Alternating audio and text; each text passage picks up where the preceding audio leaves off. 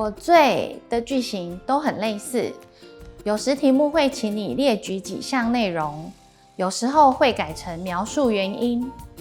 我们用我最怕的句型来练习原因描述。这类句子的句型是我最怕的是什么什么，因为什么什么。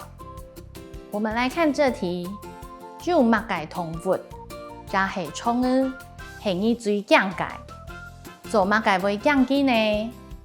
套用句型後，我們就可以這樣回答：我最驚嘅動物係沙狗，因為佢看起來聰聰，就會咬人，當等人驚哦。